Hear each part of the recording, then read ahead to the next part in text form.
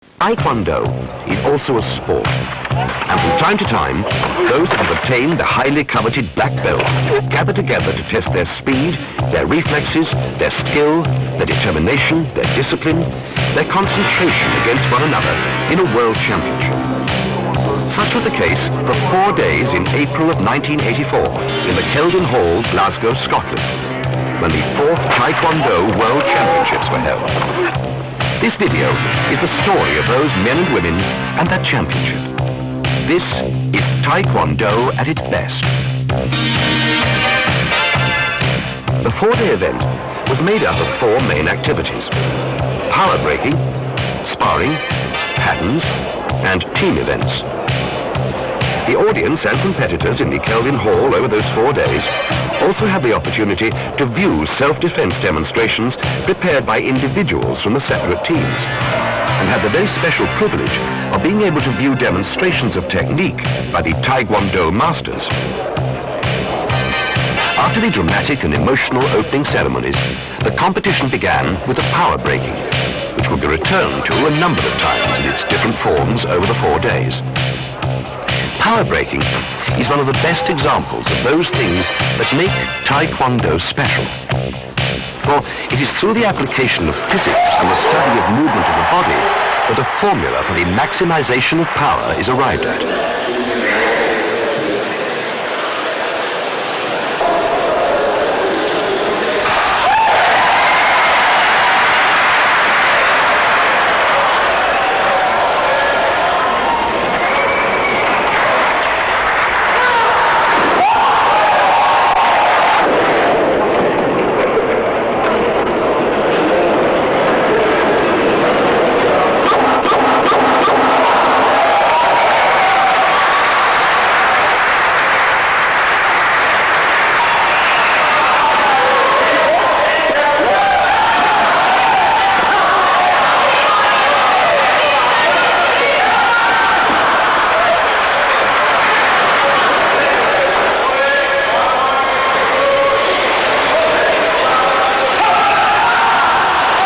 World Championships, a number of different techniques were employed, including knife hand, the reverse turning kick, the flying turning kick, the flying side kick.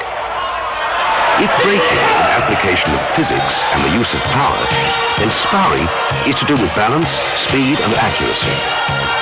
Much of the World Championship revolved around the free sparring, which is essentially open combat with controlled attacking. The participants are completely free to attack and defend with all available means and methods, with one exception. The attacker must stop the attacking tool just before hitting their opponent. This is because Taekwondo is a lethal form of self-defense. So, in the rules of sparring, unlike those of other competitive sports, only those blows which are focused within 2 centimeters of what is known as a vital spot, that is, any sensitive or breakable part of the body, like a nerve or a blood vessel center, will actually be counted and scored. In sparring, defense is often more important than attack. A solid, secure fighting posture and a balanced position offers the opponent only a limited number of possible attack openings. The idea then is to cause the opponent to act impulsively in trying to attack a secure fighting stance, thereby exposing himself to a quick and deadly counterattack. In free sparring, it is advisable to take a step backwards immediately after the exchange of bows at the beginning of the match, and then watch and study an opponent's movements.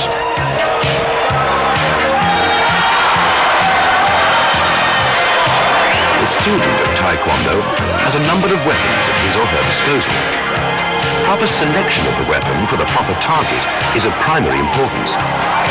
From closer range, an upset punch, knee or elbow would certainly be more effective than an extended kick or punch.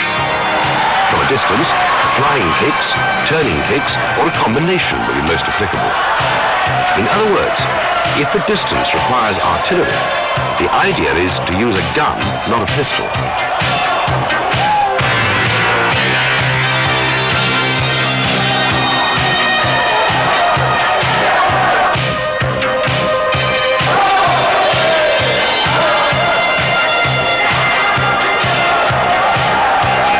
In sparring, the time allowance will be 2 minutes, but if no score is made within the 2 minutes, an additional 2 minutes are allowed. When there is an injury and a contestant is not able to continue the match due to the injury, the party responsible for the injury will be disqualified. If no determination can be reached for responsibility, the jury will decide the winner. Disqualification can result from misconduct against the referee, intentionally attacking a vital spot, disabling an opponent, committing more than 3 fouls, ignoring referee's instructions more than twice. Fouls result from loss of temper or insulting an opponent in any way, or biting or scratching. Warnings will be issued for stepping out of the ring with both feet, falling down, whether intentionally or not, except to score a point, attacking a fallen opponent, intentionally avoiding close contact, and holding. The scoring in sparring is based on either a decisive blow or a perfect block. A decisive blow must focus within 2 centimeters of the vital spot, must be made with an appropriate attacking tool, must be done with the correct posture, and the attacking tool must be delivered in a forceful manner, and the attack must be delivered from a proper distance. A perfect block is scored when the defender maintains complete balance, and an appropriate blocking tool is used. A block must be powerful and accurate. The defense must be maintained at a proper distance, and the opponent's balance must be broken.